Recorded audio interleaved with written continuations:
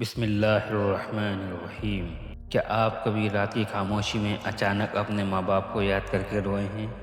کیا کبھی قبرستان میں کھڑے ہو کر آپ کے دل نے یہ سوال کیا ہے کہ کیا وہ مجھے دیکھ رہے ہیں اور کیا انہیں میری یاد آتی ہوگی؟ اور سب سے گہرا سوال، کیا برزخ میں وہ آج بھی میرا انتظار کر رہے ہیں؟ تو السلام علیکم ناظرین، آج کی یہ گفتگو صرف ایک ویڈیو نہیں ہے بلکہ ان دلوں کی آواز ہے جو اپنے ماں باپ کی جدائی میں آج بھی ٹوٹے ہوئے ہیں۔ آج ہم اس حقیقت سے پردہ اٹھانے جا رہے ہیں جو آنکھوں سے اوجھل ہے لیکن دل کے بہت قریب ہے۔ ہم بات کریں گے آج برزخ کی۔ برزخ یہ صرف ایک لفظ نہیں ہے، یہ وہ عالم ہے جو موت اور قیامت کے درمیان ایک پردے کی طرح ہے۔ جب انسان اس دنیا سے چلا جاتا ہے تو وہ ختم نہیں ہوتا بلکہ اس کا ایک سفر شروع ہوتا ہے، ایک ایسی دنیا کی طرف جہاں صرف روح ہوتی ہے۔ اور یاد رکھیے، روح کبھی نہیں مرتی۔ جہاں روح ہوتی ہے وہاں محبت بھی ہوتی ہے، وہاں رشتہ بھی ہوتا ہے، اور ماں باپ اور اولاد کا رشتہ تو ایک ایسا رشتہ ہے جسے موت بھی ختم نہیں کر سکتی۔ حدیث کا مفہوم ہے، جب کوئی انسان اس دنیا سے جاتا ہے تو برزخ میں موجود روحیں اس کے پاس اس طرح جمع ہو جاتی ہیں جیسے دنیا میں کسی مسافر کے گھر لوٹنے پر اس کے اپنے جمع ہوتے ہیں۔ وہ اس سے پوچھتی ہیں دنیا میں کیا ہو رہا ہے اور ہمارے اپنے کیسے ہیں، اور جب وہ سنتی ہیں کہ کوئی اپنا ابھی تک زندہ ہے تو وہ اس کا حال جاننا چاہتی ہیں، لیکن جب پتہ چلتا ہے کہ کوئی پہلے ہی مر چکا ہے اور وہ ان کے پاس نہیں پہنچا تو وہ غمگین ہو جاتی ہیں۔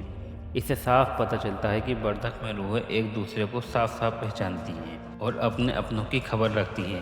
اب سوچئے، جس ماں نے آپ کو گودی میں سلایا ہے، جس باپ نے آپ کی ہر خواہش پوری کرنے کے لیے خود کو تھکا دیا، کیا وہ آپ کو بھول سکتے ہیں؟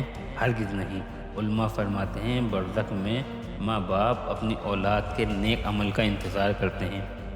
جب آپ ہاتھ اٹھا کر دعا کرتے ہیں رب ارحمہما کما ربیانی صغیرا، تو وہ دعا برزخ میں نور بن کر پہنچتی ہے۔ فرشتے کہتے ہیں یہ تحفہ ہے تمہاری اولاد کی طرف سے، اور اس وقت ماں باپ کی روح کو جو سکون ملتا ہے وہ دنیا کی کسی بھی خوشی سے زیادہ ہوتا ہے۔ لیکن آپ نے کبھی سوچا ہے کہ وہ کتنی بے صبری کے ساتھ آپ کا انتظار کر رہے ہیں؟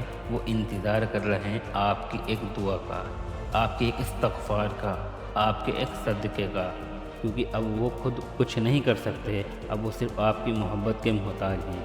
روایت میں آتا ہے کہ جمعے کے دن روحوں کو ان کے گھر والوں کے حالات دکھائے جاتے ہیں۔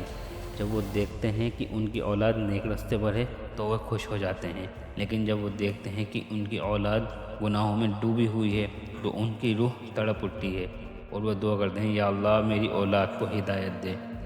سوچئے، موت کے بعد بھی ان کی دعائیں آپ کا پیچھا نہیں چھوڑتی۔ حدیث میں آتا ہے جب کوئی اپنی ماں باپ کی قبر پر جاتا ہے تو وہ اسے پہچانتے ہیں، ان کی آہٹ سنتے ہیں، ان کی آواز سنتے ہیں، ان کا سلام سنتے ہیں، سب ان تک پہنچتا ہے۔ بس فرق یہ ہے کہ آپ ان کا جواب سن نہیں سکتے۔ برزخ میں ایک اور انتظار ہوتا ہے، ملاقات کا انتظار۔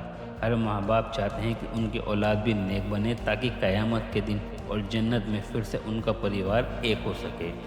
اگر آج آپ کے ماں باپ اس دنیا میں نہیں ہیں تو یہ مت سمجھیے کہ آپ اکیلے ہیں، ان کی روح آج بھی آپ کے ساتھ ہے۔ لیکن سوال یہ ہے کہ کیا آپ ان کے انتظار کی قدر کر رہے ہیں یا نہیں؟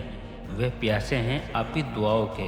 جب آپ گناہ کرتے ہیں تو انہیں تکلیف ہوتی ہے، اور جب آپ کسی غریب کو کھانا کھلاتے ہیں اور کہتے ہیں یا اللہ اس کا ثواب میرے ماں باپ کو دے دے، تو برزخ میں ان کے چہرے کھل اٹھتے ہیں۔ آج انسان اتنا بزی ہو گیا ہے کہ وہ بھول گیا ہے کہ قبرستان کی اس خاموش بستی میں اس کا کوئی انتظار کر رہا ہے۔